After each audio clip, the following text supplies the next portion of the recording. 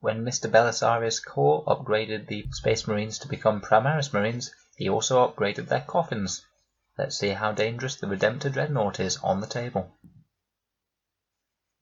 Hello again and welcome to Auspex Tactics, the largely Imperial-focused tactics channel where we have been covering the Space Marine Codex one topic at a time.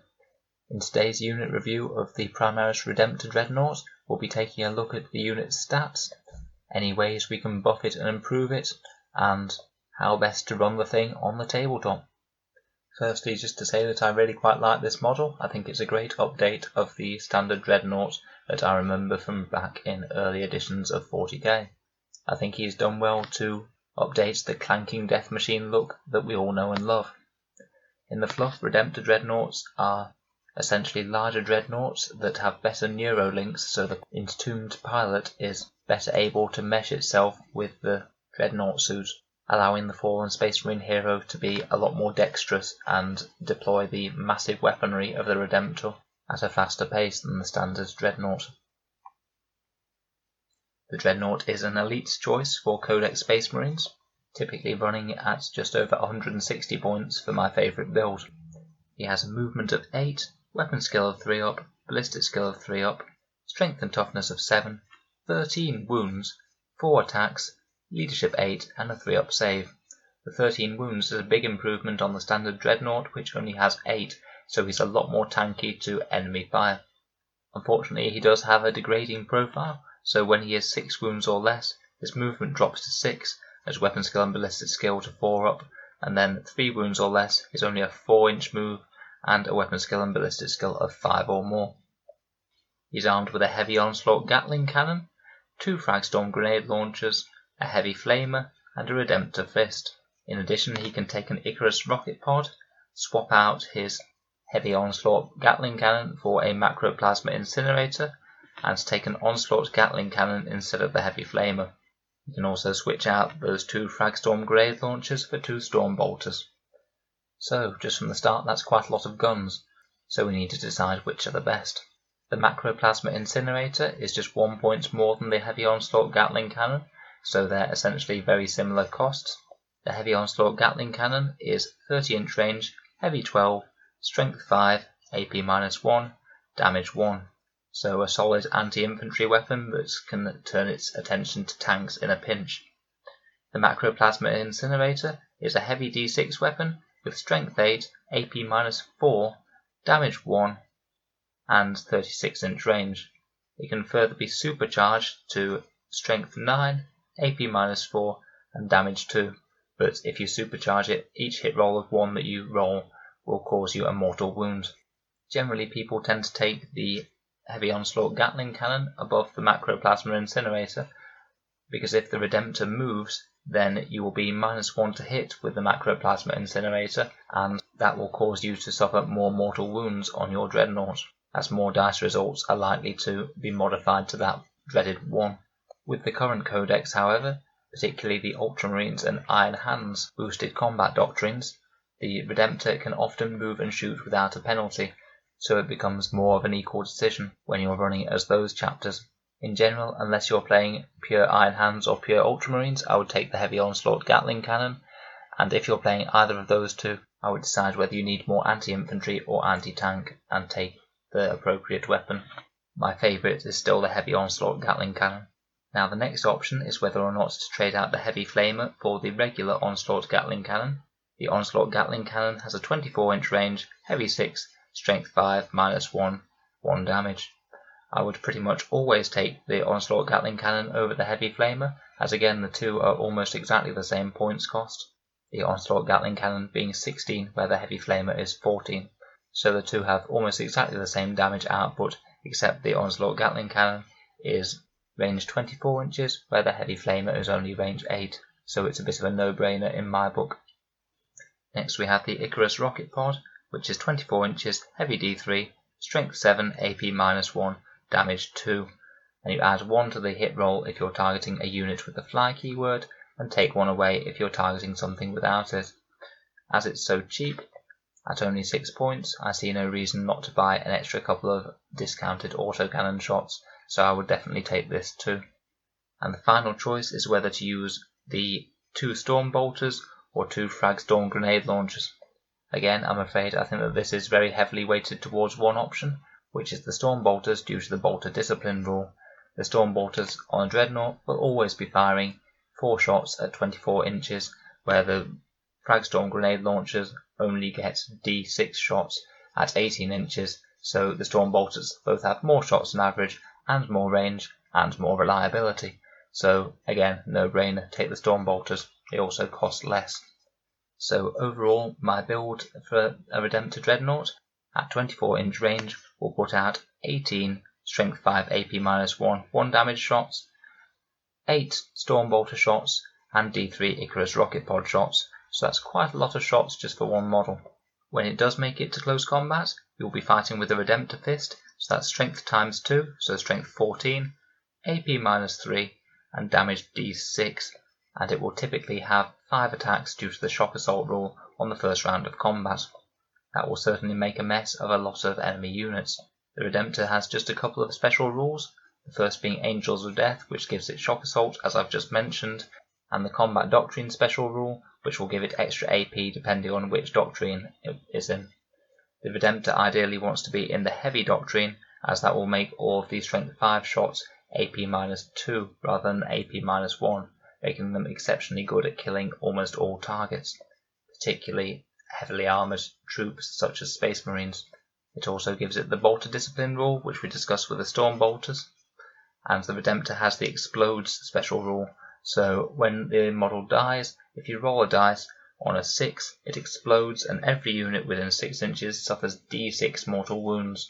So this is a very nasty result if it's in the middle of your army at the time, and it could potentially lose you the whole game. So I typically keep a command reroll spare to reroll this if you have a Redemptor likely to die in the middle of your lines.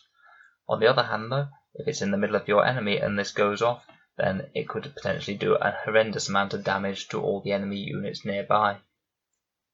So what chapters will the Redemptor do best in then? Firstly, Ultramarines is a perfectly good pick. It will let it fall back and shoot if you'd rather have all of the firepower that it has instead of the close combat ability for a turn. Also, the Ultramarines boosted doctrine, Scions of Guilliman, will allow it to move and shoot as if it were stationary, so keep all of that nasty firepower very accurate.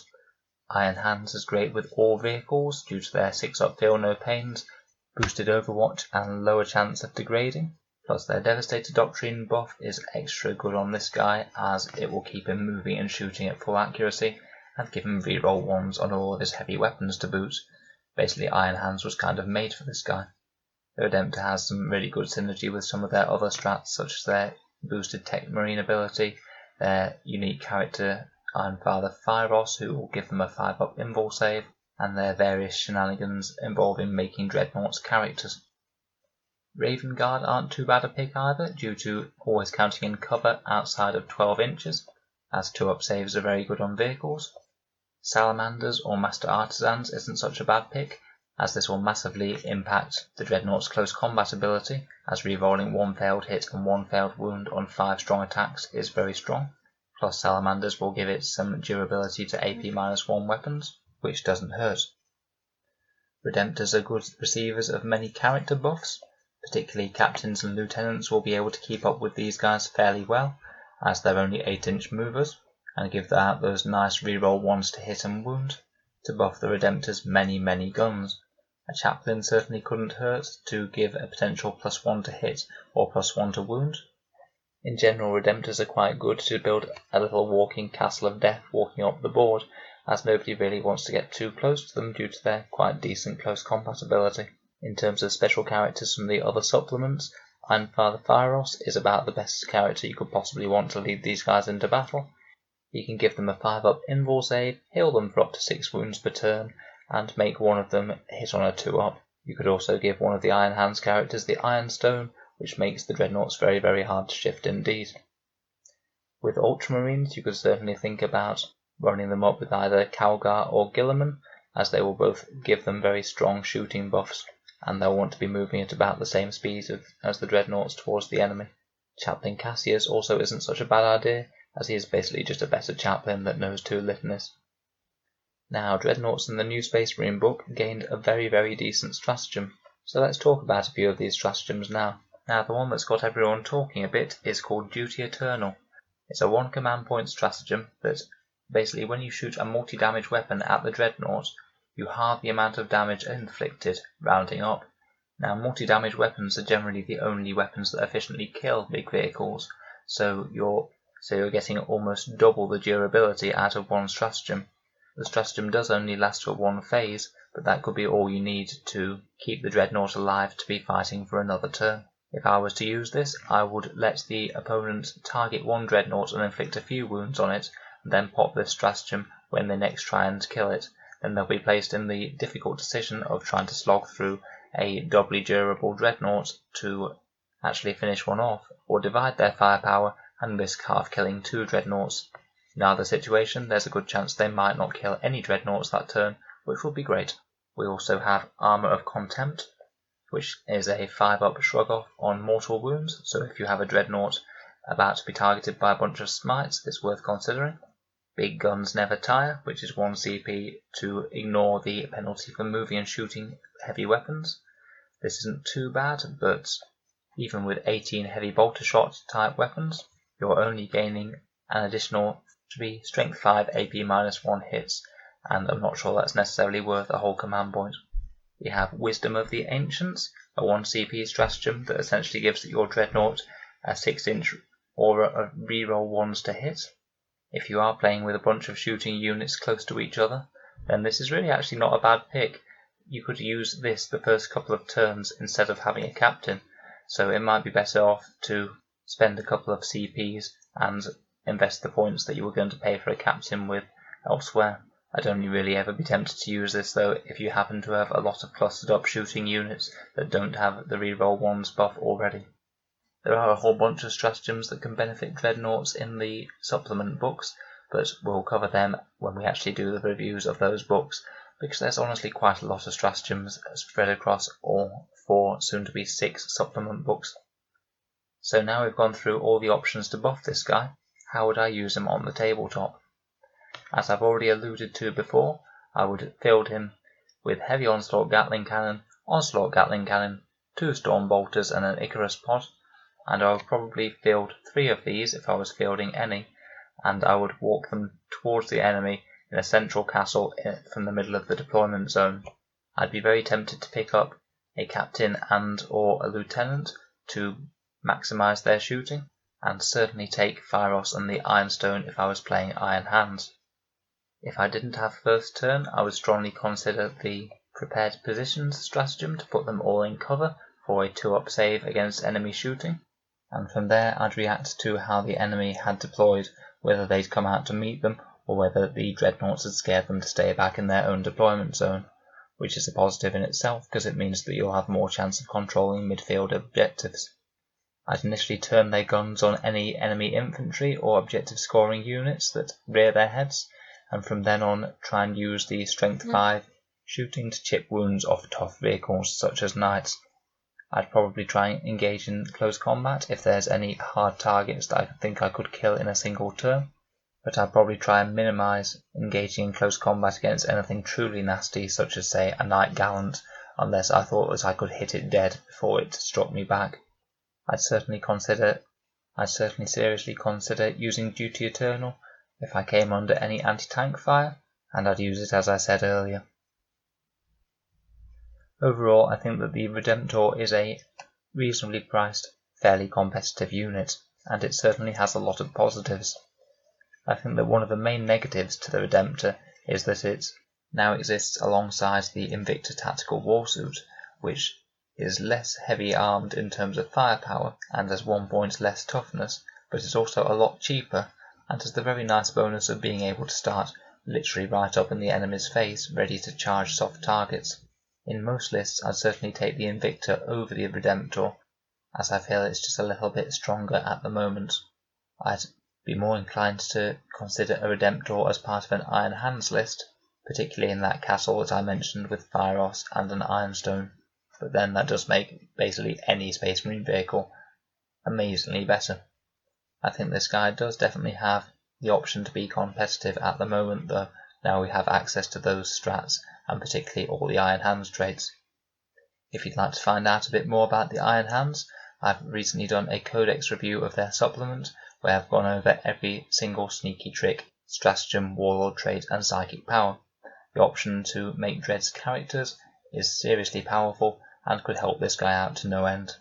I'll post a link to that and also my review of the Invicta Tactical Warsuit down in the description below. If I've missed anything, or you think that I have made a mistake anywhere in the video, please correct me in the comments down below, so we can all learn from your insights. Thanks for listening to another Auspex Tactics video. I hope to see you for my next unit review.